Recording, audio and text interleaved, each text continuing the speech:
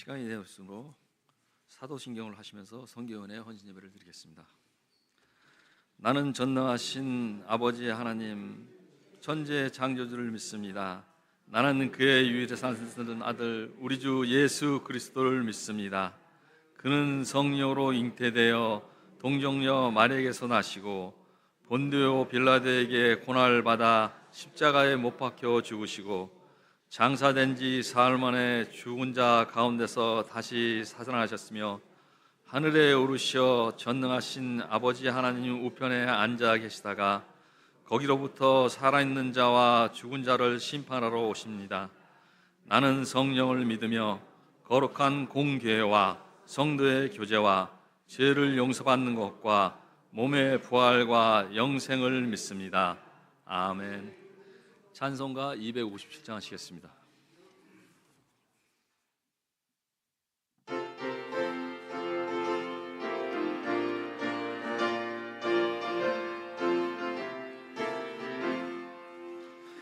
마음에 가득한 의심을 깨치고 지극히와 평안 마음으로 찬송을 부르는 어린 양 예수의 그 피로 속죄함 얻었네. 속죄함 속죄함 주 예수 내 죄를 속했네. 할렐루야 소리를 합하여 함께 찬송하세. 그 피로 속죄함 얻었네. 금이나 은같이 없어질 보배로 속죄함 받은 것 아니요. 거룩한 하나님 어린 양 예수의 그 피로 속죄함 얻었네. 속죄함 속죄함 주 예수 내 죄를 속했네. 할렐루야 소리를 합하여 함께 찬송하세. 그 피로 속죄함 얻었네. 나 같은 죄인이 용서함 받아서 주 앞에 옳다함 얻음은 확실히 믿기는 어린 양 예수의 그 피로 속죄함 얻었네. 속죄함 속죄함 주 예수 내 죄를 속했네. 할렐루야 소리를 합하여 함께 찬송하세. 그 피로 속죄함 얻었네. 거룩한 천국에 올라간 후에도 넘치는 은혜의 찬송을 기쁘게 부르는 어린 양 예수의 그 피로 속죄함 얻었네. 속죄함 속죄함 주 예수 내 죄를 속했네. 할렐루야 소리를 합하여 함께 찬송하세. 그 피로 속죄함 얻었네. 신효성 안수집사님 나오셔서 기도 인도하시겠습니다.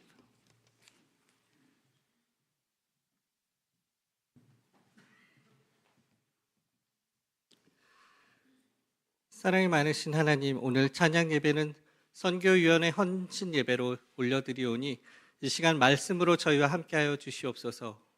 이 예배를 기쁘게 받아주시옵소서. 이 시간 찬양 예배에 참석한 한 사람 한 사람을 기억해 주시고 은혜와 축복을 내려주시기를 간절히 기도드립니다.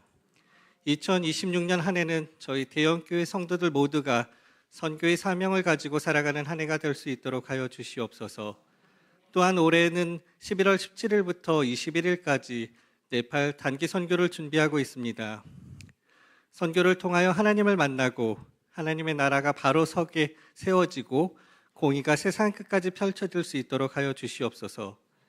협력하고 있는 해외 신학교들과 국내 교회들을 직접 이끌어 주시고 사역을 감당하고 있는 선교사님과 그 가정을 축복하여 주시옵소서.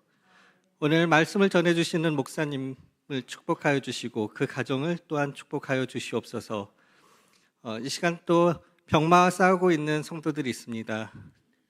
주님의 크신 능력으로 치료함 받을 수 있도록 하여 주시옵소서. 재정적으로 어려움 겪고 있는 가정들이 있습니다.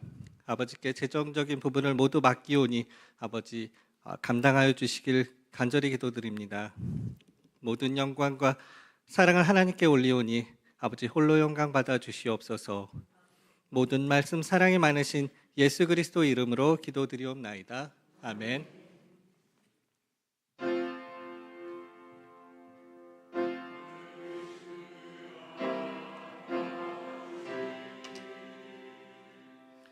이름이 거룩히 여김을 받으시오며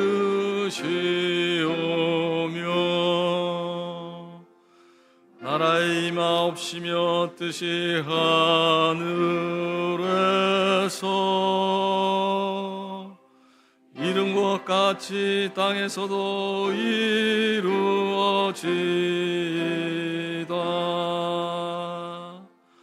오늘날 우리에게 일용할 양식을 주옵시고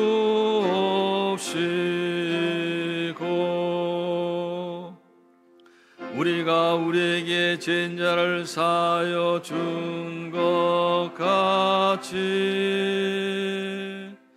우리의 죄를 사하여 주옵시고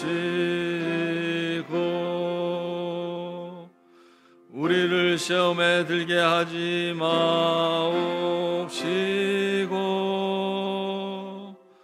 다만 악에서 구하옵소서.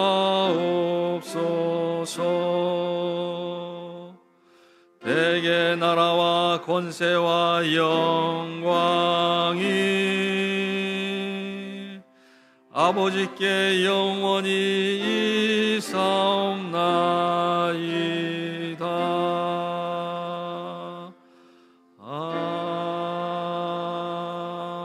아멘. 김일하 권사님 나오셔서 성경 봉독 해주시겠습니다.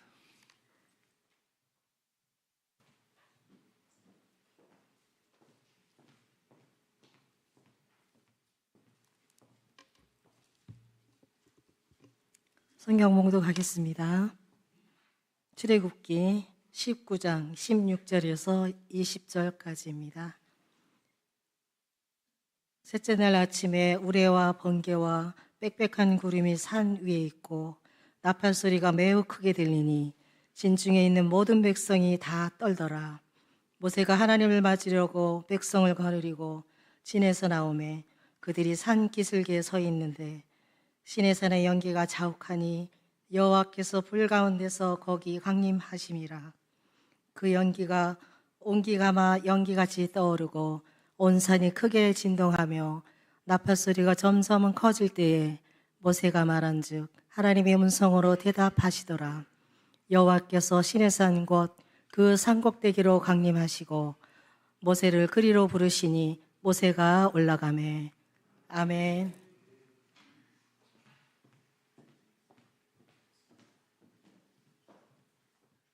선교위원회 위원들 나와서 찬양하시겠습니다. 특성하시겠습니다.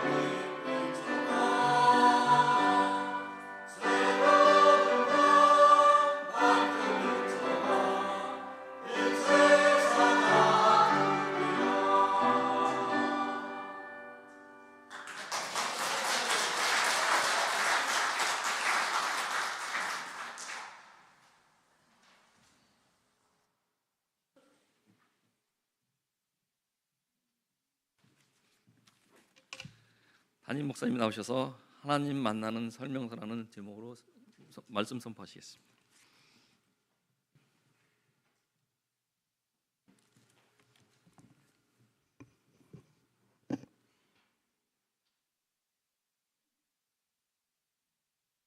찬양하고 나서 박수치고 환호하는 소리가 지난번보다는 굉장히 터졌습니다. 우리가 오전 예배 때야 뭐 약간 격식이 있지만 오후 예배 때는 좀 자유롭게, 그렇죠? 마음껏 소리 지르시고 그러셔도 괜찮습니다. 듣는 사람은 기분 좋잖아요, 그렇죠? 하나님께 영광이 되기도 하지만 우리가 정말 그렇게 잘하나 보다 이렇게 하기도 하고 그렇습니다. 자, 오늘 우리가 읽은 이 출애굽기 19장은 이스라엘 백성들이 하나님을 만나는 장면에 대해서 말하고 있습니다. 굉장한 얘기죠, 사실은요. 우리가 세상에서도 어떤 그런 권력자들을 만날 때 우리가 쉽게 만날 수 없습니다. 영국 같은 경우는 전통적인 그런 나라거든요. 그래서 영국의 왕을 접견할 때, 왕을 아련할 때는 갖춰야 될 예절이 있습니다. 그 예절을 갖춰야 되는데 그 예절을 책 한 권을 만들었습니다. 그걸 다 보고 나서 그대로 해야 왕을 만나는 겁니다. 그런데 세상의 왕도 그렇게 책 한 권을 다 습득을 하고 그래서 한 번 만나는데, 전능하신 하나님, 창조주 하나님을 만나는데 그냥 우리가 아무렇게나 할 수가 있을까? 그렇지 않다는 겁니다. 성경에는 우리가 하나님을 만나는 어떤 설명서가 있습니다. 왜냐하면 인간은 하나님 앞에 나갈 수가 없는 죄인입니다.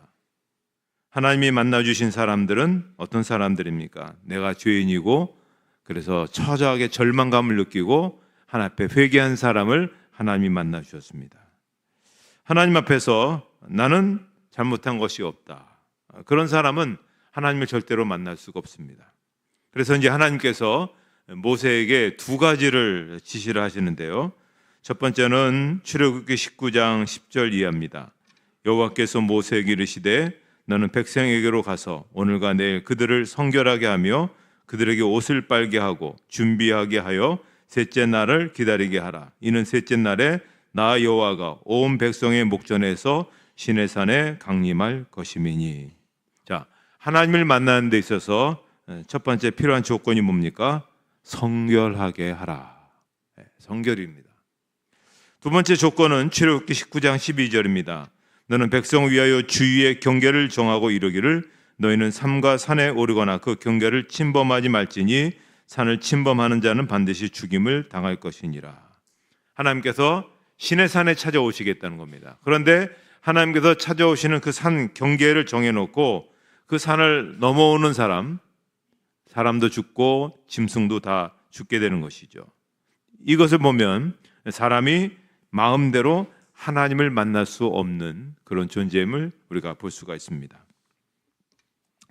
성경의 진리를 우리가 깨달으려면 무엇보다 우리는 먼저 우리 마음속에 뭘 동의해야 되냐면 인간은 전적으로 타락했다. 우리 장로교 교리가 그거거든요. 우리는 절대로 의인이 될 수가 없다. 우리 스스로 의인이 될 수가 없습니다. 의인인 것처럼 보이고 멋지게 보이지만 인생을 살아오면서 보니까 사람은 다 누구나 예외 없이 죄인이구나. 다 온전치 못하구나. 그래서 누가 뭐 어떤 대단하신 분들이 막 실수하고 넘어지면 왜 그랬을까? 요새 제가 예전에 좋아했던 선배 목사님들의 책들을 많이 샀었거든요. 이렇게.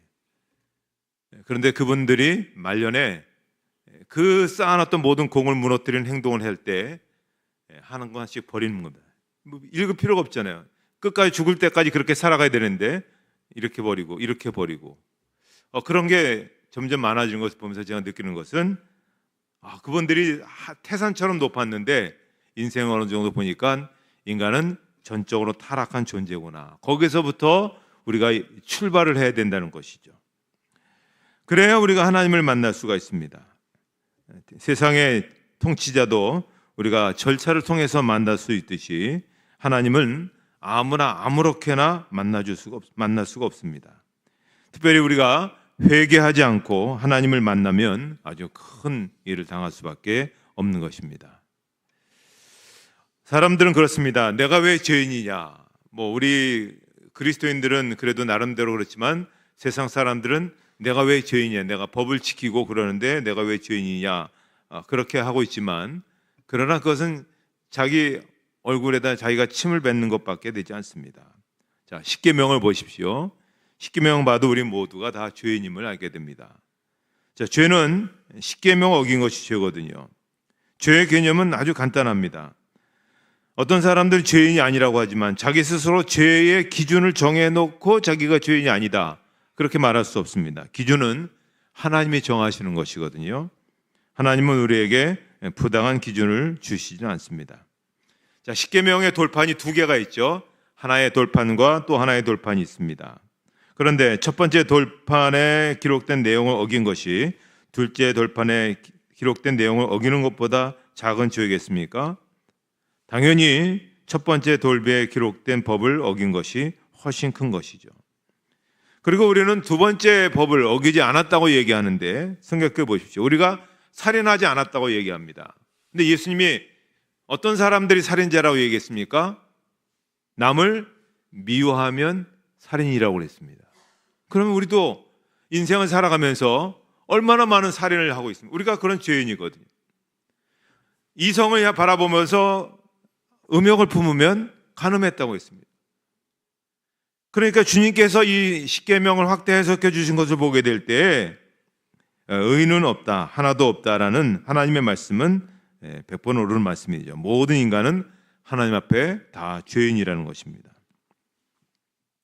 그래서 하나님 만나기를 원하는 죄인들은 그렇다고 해서 하나님을 찾아간다고 해서 만날 수 있는 것이 아닙니다. 하나님이 먼저 죄인들을 찾아오셔야 우리가 만날 수가 있는 것이죠. 그래서 하나님이 이스라엘 백성들을 만나기 위해서 이제 신의 산으로 찾아오셨기 때문에 그들이 만날 수가 있었던 것입니다. 그들 마음대로 그들 방식으로는 하나님을 만날 수가 없다, 이것이죠. 누구든지 마찬가지죠. 오늘 하나님을 만날 수 있는 것은 우리가 어떻게 해서 된다고 해서 하나님을 만날 수가 없습니다. 자, 하나님은 거룩하신 분입니다. 하나님이 거룩하시다는 말은 하나님이 피조물과 분리된 그런 존재라, 그런 의미입니다. 하나님은 창조자이십니다. 우리는 피조물입니다.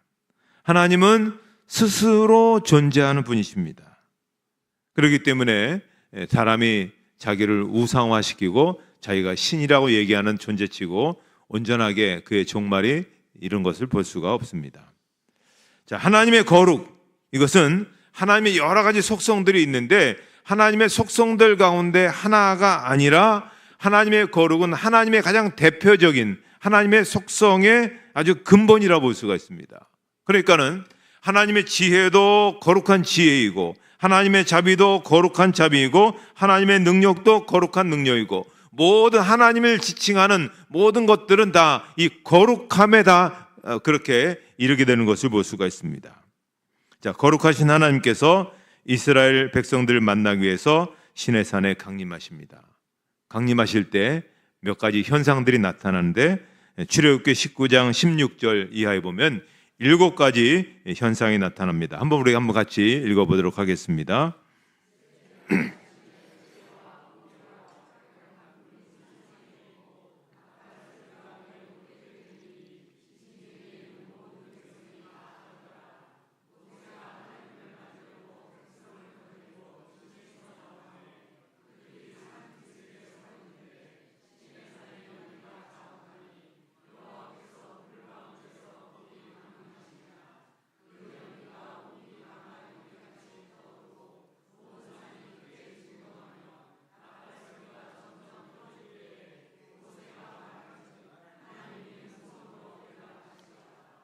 아멘. 이 본문 그냥 그대로 한번 전사님 띄워주시고요. 그대로. 자, 여기 보십시오. 하나님께서 이스라엘 백성들을 만나기 위해서 시내산에 강림하실 때 나타나는 그런 현상들. 첫째, 우레. 꽝꽝꽝꽝 하면서 우레 소리가 나고, 두 번째, 번개가 쳤다고 했습니다. 세 번째, 빽빽한 구름이 가득했고, 네 번째, 매우 큰 나팔 소리가 있었고, 다섯 번째, 자욱한 연기가 있었고, 여섯 번째, 불이 있었고, 일곱 번째, 진동하는 산이 있었다. 이렇게 얘기하고 있습니다. 이제 내리셔도 됩니다.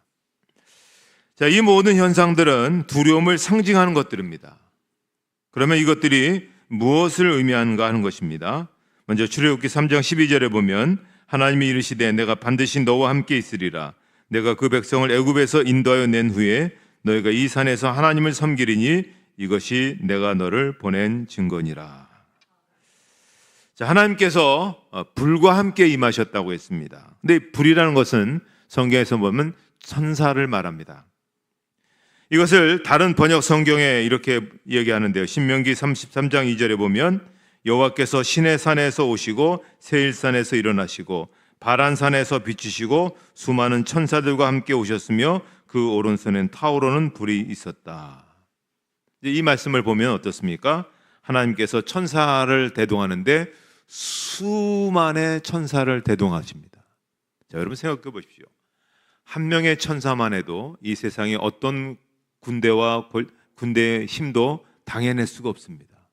하나님의 위엄이 얼마나 대단한지 그 존재 하나만으로 대단한 그 천사를 수만의 천사를 대동하시고 시내산에 강림하는데 사람들이 그것을 볼 때 불이 활활 타오르는 것처럼 그렇게 보였다는 겁니다. 그리고 빽빽한 구름이 있고 온 산이 진동하며 연기가 났습니다. 이것은 하나님을 두려워하는 피조물의 반응을 말하는 것이죠. 하나님은 두려움과 경외심을 갖고 맞이해야 될 그런 존재다. 두려움, 경외, 두려움과 거룩한 떨림으로 하나님 앞에 서야 되는 것이죠. 하박국 3장 6절에도 보면 그가 서신즉 땅이 진동하며 그가 보신즉 여러 나라가 전율하며 영원한 산이 무너지며 무궁한 작은 산이 엎드러지나니 그의 행하심이 예로부터 그러하시도다. 자, 하나님이 임하시면 산이 흔들리고 또 무너집니다. 사사기 5장 5절에도 산들이 여호와 앞에서 진동하니 저 시내산도 이스라엘의 하나님 앞에서 진동하였도다. 하나님의 강림의 가장 중요한 표징 중에 하나가 이 진동하는 겁니다. 떨리는 겁니다. 뭐 산이 한번 여러분 흔들린다고 생각해 보십시오. 여러분 지진을 한번 경험해 보셨습니까? 제가 일본 신학교에 가서 강의하고 점심을 먹다가 지진을 경험했습니다. 제가 그 굉장한 큰 흔들림이 있거든요. 밥을 먹는데 몸이 막 확 흔들리는데 순간적으로 엄청난 두려움이 임하는 것을 볼 수 있었습니다. 사도행전 2장에도 보면 오순절 성령의 강림 때에 제자들이 있던 온 집이 다 진동했다. 이렇게 말씀하고 있습니다. 때로는 성령 충만을 받을 때에도 진동하는 경우가 있습니다. 저희 할머니가 보면 한 75살 정도에 갑자기 이제 실명하세요. 백내장으로 통해서 실명하시고 그래서 기도에 전념하시고 94살까지 사셨는데 기도에 전념하시는데 80살 때 제가 정확히 보니까 80살 정도 되실 때 갑자기 기도하시다가 몸을 막 흔들더라고요. 그래서 앞도 보이시는 분이 안 보이시는 분이 왜 이렇게 몸을 흔들까 하더니 막 몸을 흔들면서 막 방언을 하고 막 기도를 하더라고요. 우리 할머니 학교 한번 다녀본 적도 없습니다.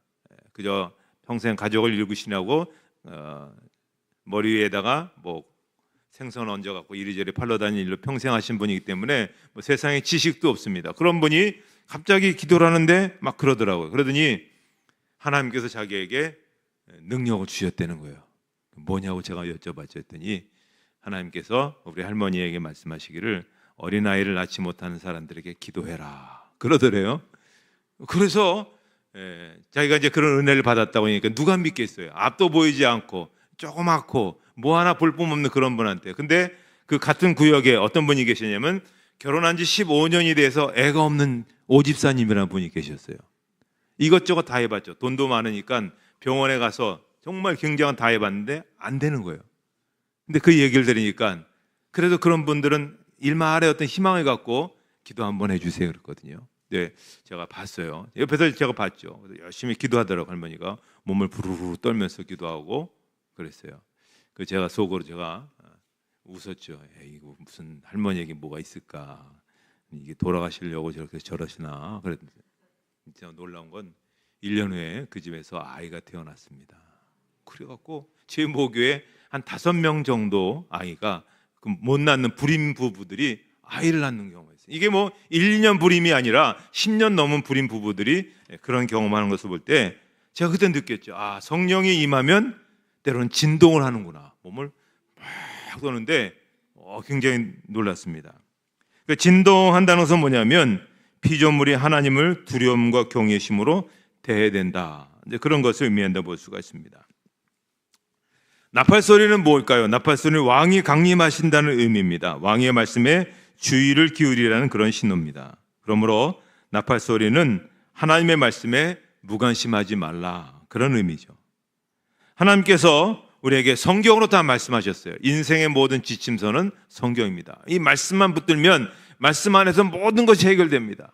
앞으로 우리가 지금까지도 마찬가지지만 앞으로 세상에서도 어떻게 살아갈 것인가, 뭐 여러 가지 세상에 많은 책들이 나오지만 성경은 어떻게 살아갈 것인가에 대해서 분명히 우리에게 지침해 주셨기 때문에 그 말씀에 무관심하면 안 됩니다. 그리고 우리의 영원한 생명, 우리의 영원한 길도 마찬가지죠. 다 성경에 말씀하셨기 때문에 이 말씀에 우리가 무관심하면 우리는 훗날 어떤 사람은 영광의 심판을 받지만, 영광의 그런 나팔 소리를 듣게 되지만 어떤 사람은 심판의 나팔 소리를 듣게 됩니다. 그래서 특별히 예수님께서 재림하실 때 들려오게 될 것이죠. 계시록 9장 6절에 보면 그날에는 사람들이 죽기를 구하여도 죽지 못하고 죽고 싶으나 죽음이 그들을 피하리로다.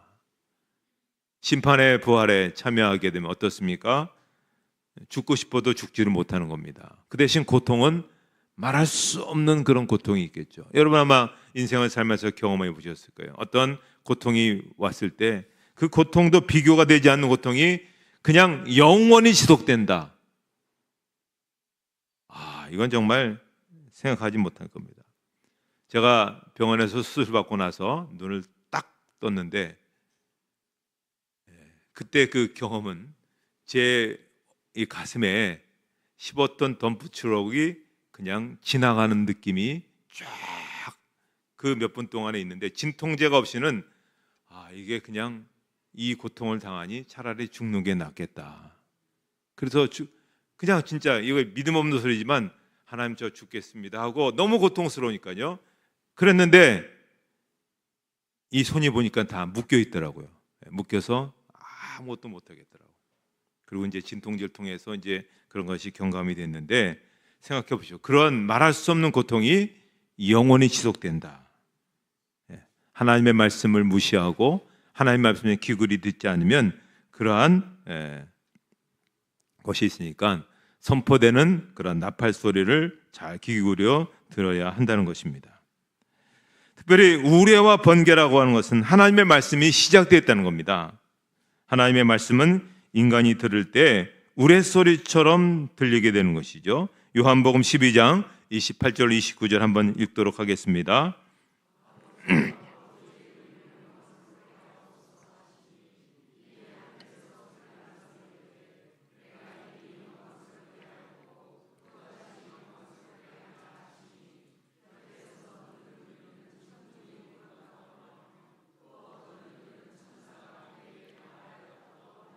자, 여기 보십시오. 하나님이 말씀하시는데 그 소리를 사람들은 뭘로 들었습니까? 천둥 소리처럼, 번개처럼, 우레처럼 그렇게 들었다는 겁니다. 하나님은 하늘과 땅에 계시는 거룩하신 분이십니다. 하나님은 구약 시대에도 두렵고 거룩하신 분이었고 신약 시대도 마찬가지입니다. 하나님의 본질은 동일하시죠. 죄인이 함부로 대할 수 없는 분이 하나님이시죠. 그러면 어떻게 됩니까? 죄인인 인간이 어떻게 거룩하신 하나님을 만날 수 있겠습니까? 죄인인 인간은 중보자를 통해서만이 하나님을 만날 수가 있는 겁니다. 그래서 갈라디아서 3장 19절에 보면 그런즉 율법은 무엇이냐? 범법함으로 더하여진 것이라 천사들을 통하여 한 중보자의 손으로 베푸신 것인데 약속하신 자손이 오시기까지 있을 것이라.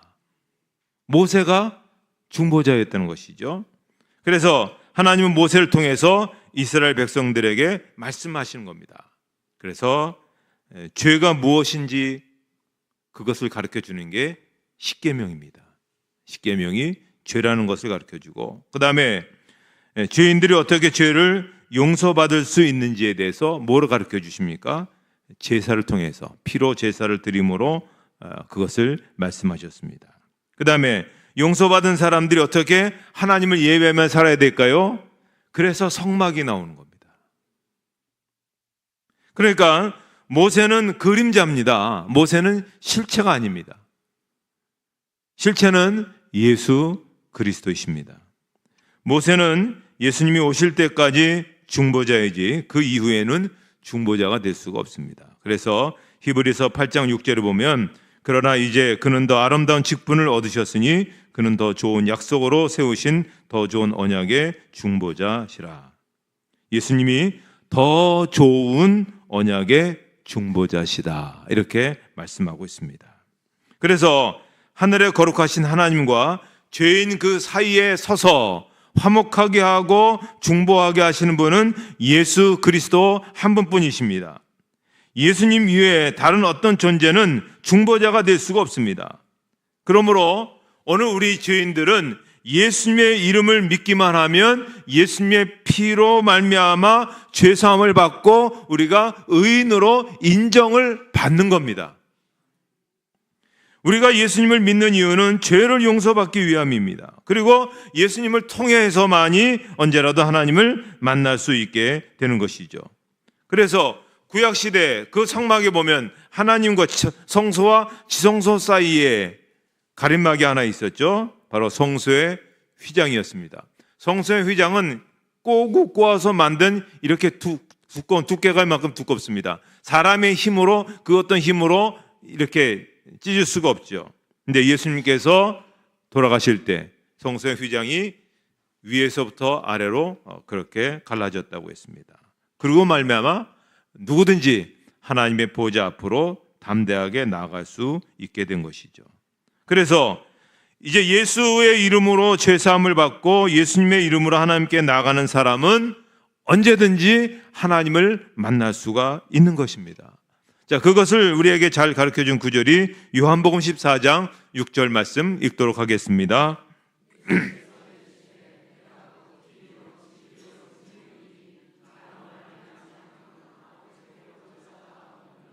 예수 그리스도로 말미암아 우리가 하나님께로 나갈 수가 있고 하나님 앞에 기도할 수 있는 그러한 은총을 입게 된 것입니다. 자, 여기 시내산에서 하나님이 강림하실 때는 산만 진동했습니다. 산이 흔들렸습니다. 그런데 예수님께서 재림하실 때에는 산만 흔들리지 않습니다. 온 천지가 다 진동하죠. 그래서 히브리서 12장 25절 이하에 보면 너희는 삼가 말씀하신 일을 거역하지 말라. 땅에서 경고하신 일을 거역한 그들이 피하지 못하였거든 하물며 하늘로부터 경고하신 일을 배반하는 우리일까 보냐. 그때에는 그 소리가 땅을 진동하였거니와 이제는 약속하여 이르시되 내가 또 한 번 땅만 아니라 하늘도 진동하리라 하셨느니라. 예수님께서 재림하실 때는 온 천지가 다 진동하는 것이죠. 그러면서 이제 하나님께서 나팔소리로 예수님께서 나팔소리로 강림하실 때는 온 세상이 다 바뀝니다. 뜨거운 불에 다 녹아지고 그리고 아름다운 세상으로 변화되는 새 하늘과 새 땅에 그런 놀라운 역사가 일어나고 있습니다. 그래서 지금 우리가 환경 문제 때문에 이 지구가 어떻게 될 것인가 고민하고 있지만 하나님께서 완벽한 그런 새로운 변화를 일으켜 주시는 것이죠. 그것뿐이겠습니까? 하나님께서 우리의 몸도 예수님의 부활한 그 영체, 그 몸을 우리도 같이 입고 살게 되는 온 개벽하는 그런 일들이 일어나게 되는 것입니다. 예수님께서 우리에게 주신 선물은 영생입니다. 영생은 아주 시시한 것이 아닙니다. 그저 적당히 이 땅에서 누리는 어떤 즐거움 정도의 비교가 될 수가 없습니다. 새 하늘과 새 땅은 더 이상 진동하지 않는 세상이라고 얘기하고 있습니다. 그러므로 우리가 흔들리지 않는 나라를 받았은즉 은혜를 받자. 이로 말미암아 경건함과 두려움으로 하나님을 기쁘시게 섬길지니. 이 놀라운 비밀에 대해서, 이 놀라운 사실에 대해서 증거하는 것이 선교하는 겁니다. 그것을 알지 못하는 사람들에게, 그것을 믿지 못하는 사람들에게 전하는 것입니다. 그래서 그것이 제3세계가 되었든 그것이 제1세가 되었든 간에 오늘 세상 사람들이 불신의 세계로 또 오늘 많은 사람들이 무신론의 세계로 빠져드는 이 세상에 대해서 분명히 이 복음의 진리를, 이 복음의 사실을 증거하는 것이 선교하는 것입니다. 하나님께서도 우리에게 분명하게 말씀하시고 예수님께서도 마지막 명령으로 우리에게 주셨잖아요. 유언으로 말씀하셨잖아요. 그래서 모든 민족에게 가서 우리가 복음을 증거하는 이 일을 감당해야 됩니다. 근데 제가 지금까지 선교에 대해서 공부해보고 선교에 대해서 해보니까 놀라운 것은 선교는 어떻게 보면 물질이 나가는 겁니다. 선교는 어떻게 보면 시간을 내는 겁니다. 이건 손해죠. 세상의 어떤 그런 가치와 세상의 계산을 보면 엄청난 손해입니다. 그런데 이거는 하나님께서 말씀하셨고, 이거는 예수님께서 말씀하셨거든요. 그렇다면 하나님이 보장해 주신 예수님께서 그렇게 하셨다면 여기는 손해가 될 수가 없습니다. 그래서 여기는 아주 신비한 역사가 일어납니다. 오묘한 역사가 일어납니다. 계산하면 손해인데, 그런데 하나님 나라의 선교에 참여하면 엄청난 그런 하나님의 축복의 주인공으로 쓰임을 받게 되는 것을 볼 수가 있습니다. 가문과 가문의 세대를 이어가는 역사가 있습니다. 우리가 우리 자식들 잘 되기를 누구나 소원하고 있습니다. 자식들이 귀하게 쓰임받기 원하고 있습니다. 그래서 어떻게 하면 좋은 학군에, 어떻게 하면 좋은 환경 속에서 많은 것을 보게 할 수 있지만, 여러분 누가 사람을 세우십니까? 누가 이 변화무쌍한 세상에서 그렇게 살아남을 수 있겠습니까? 하나님이 세워주시는 겁니다. 그래서 어떻게 저 사람이 저런 축복과 복된 자리에 설 수 있었을까? 결코 우연이 아니었다는 겁니다. 그 아버지 세대 때, 그 할아버지 세대 때 하나님의 나라를 위해서 힘썼던 그 흔적과 섬김과 헌신을 하나님께서 대대로 그렇게 축복해 주시는 겁니다. 그 사람이 시골에 있든 그 사람이 변방에 살았든 그게 아무런 이유가 없습니다. 하나님이 세워주시면 어떤 자리에서든지 하나님께서 그렇게 세워주시는 것이죠. 그래서 내가 당대에 살아가면서 느낄 수 있는 것은 이 하나님의 분명한 진리인 이 선교에 대해서 우리가 감당하면, 그 다음에는 하나님께서 우리의 살아가는 삶뿐만 아니라 우리의 후대까지도 하나님께서 복되게 하시는 것을 볼 수가 있습니다. 여러분 아시듯이 우리 교회는 8곳의 해외 선교지를 우리가 중심적으로 섬기고 있습니다. 러시아의 상트페테르부르 신학교를 우리가 중심적으로 섬기고 있고, 그 외에도 다양하게 협력 선교로 섬기고 있습니다. 정말 다들 잘하고 계십니다. 또 5군데의 우리가 또 우리 국내 선교지에 우리가 나름대로 또 귀하게 헌신하고 있습니다. 올해는 우리가 청년부 단기 선교가 7월 달에 있게 됩니다. 우리가 청년들의 그들이 어떤 선교 비전을 갖고 또 그들의 어떤 마음속에 선교의 동력을 일으키게 하기 위해서 우리가 그렇게 보내게 됩니다. 특별히 이번에 가게 되는 그렇죠. 심양과 그다음에 단동, 그다음에 지반, 백두산, 여기는 굉장한 의미가 있는 그런 장소거든요. 우리 청년들이 영적인 기상을 펼칠 수 있는 곳이고, 특별히 심양은 우리나라에 처음으로 한국어 성경을 번역한 곳입니다. 저 스코틀랜드 선교사들이 와서 이곳에 못 들어오니까, 세국 정책 때문에 못 들어오니까 거기서 성경을 번역하고, 그래서 우리나라 번역했더니 우리나라 장사꾼들이 가서 그분과 만나고 성경을 갖고 들어와서 성경을 팔기 시작해서 선교사가 들어오기 이전에 이미 벌써 성경이 우리 가운데 퍼져 있는 아주 세계 선교 역사상 희귀한 그런 역사를 우리가 맡고 있거든요. 그런데 바로 거기에서 이 한국 땅에 들어오지 못하지만 한국 땅의 복음화를 위해, 소선 땅의 복음화를 위해서 눈물로 기도했던 그런 존 노스라든지 이런 많은 그런 그 선교사님들이 눈물을 흘리며 기도했던 그 심양 땅에서부터 청년들이 출발합니다.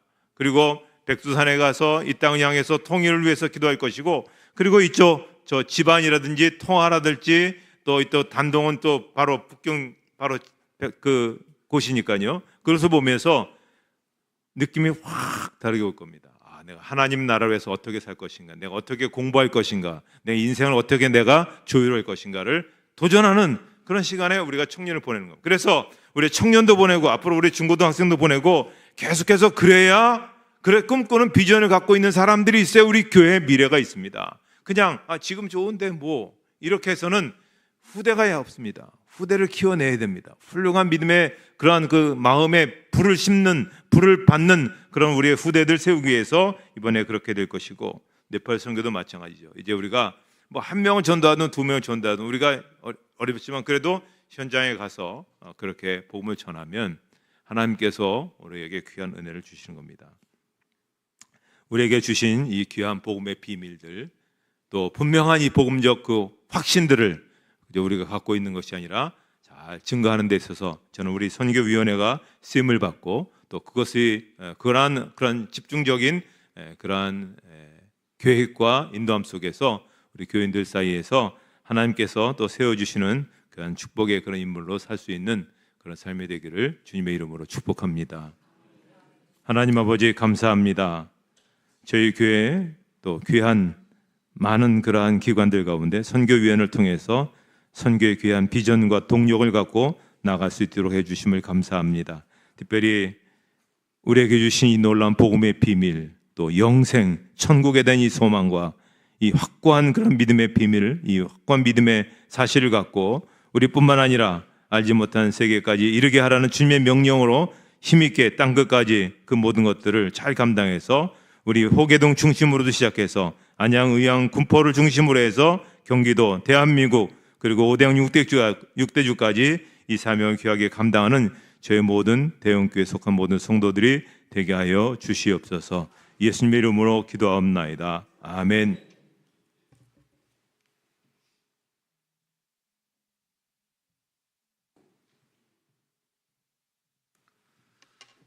결단의 천성 352장 같이 하시겠습니다.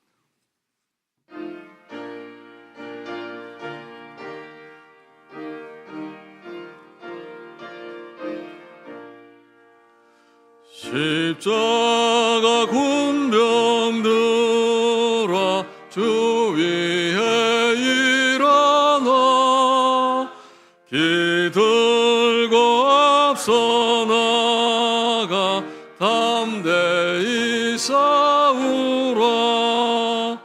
주께서 승전하고 영광을 얻도록 그 군대 거느리사 이기게 하시네.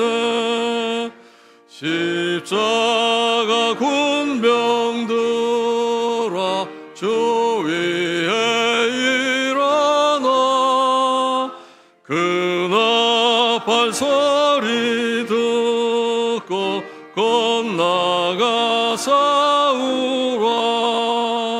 수 없는 원수 앞에 주 따라갈 때에 주 예수 힘을 주사 강하게 하시네. 십자가 군병들아 주 위에 일어나 내 힘이 부족하니 주 권능 믿으라.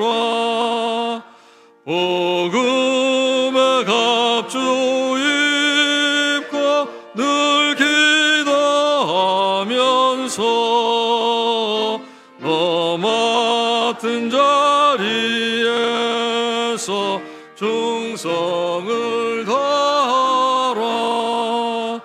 십자가 군병들아 주 위에 일어나 이날에 접전하고 곧게가 부르라.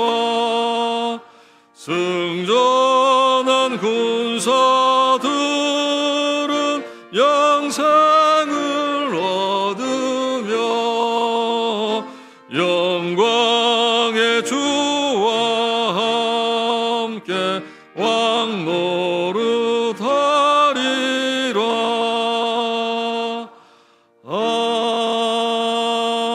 아멘. 드린 헌금을 위해서 조문경 집사님 나와서 헌금 기도하시겠습니다.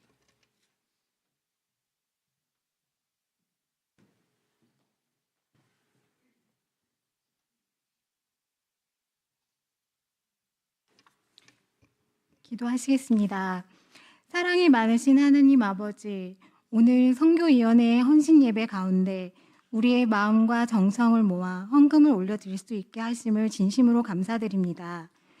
주님, 저희가 드리는 이 작은 헌금이 세상의 어둠을 밝히는 빛이 되어 복음이 닿지 않는 곳곳에 소중한 다리가 되게 해주세요. 이 헌금이 모여 주님의 말씀과 사랑이 온 땅에 널리 퍼지게 하시고 많은 영혼들이 주님을 만나 새 생명을 얻는 놀라운 역사가 일어나게 하시고 고난과 어려움 속에서도 선교지에서 하느님의 사랑을 전하는 선교사님들과 형제 자매들이 지치지 않도록 힘있게 붙들어 주시며 그들의 모든 수고 위에 큰 축복과 보호하심을 허락해 주세요. 또한 이 헌금을 드리는 저의 마음까지도 주님 앞에서 깨끗하게 하시고 주님을 더욱 닮아가게 더 거룩한 삶으로 변화시켜 저희가 이 땅에서 복음을 전하는 귀한 도구로 쓰임받게 인도해 주시길 바랍니다. 무엇보다도 선교의 비전을 품은 저희 모두에게 새 힘과 지혜를 부어주시어 하나님의 나라가 이 땅과 저 먼 곳까지 속히 이루어지도록 앞장서게 해주세요. 우리 주 예수 그리스도의 이름으로 간절히 기도드립니다. 아멘.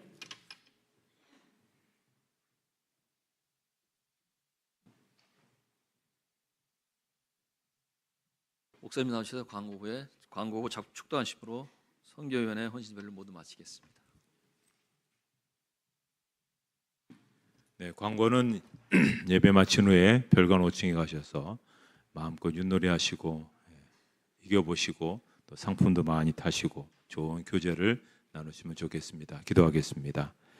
이제는 우리 주 예수 그리스도의 은혜와 하나님 아버지의 사랑하심과 성령의 인도하심과 교통하심이 하나님의 몸된 교회 선교를 담당하고 또 귀한 선교의 비전을 세워나가는 선교위원회로 헌신하는 모든 속한 위원들 위에 또 함께 모든 교우들 머리 위에 이제로부터 영원토록 함께 없으기를 축원하옵나이다. 아멘.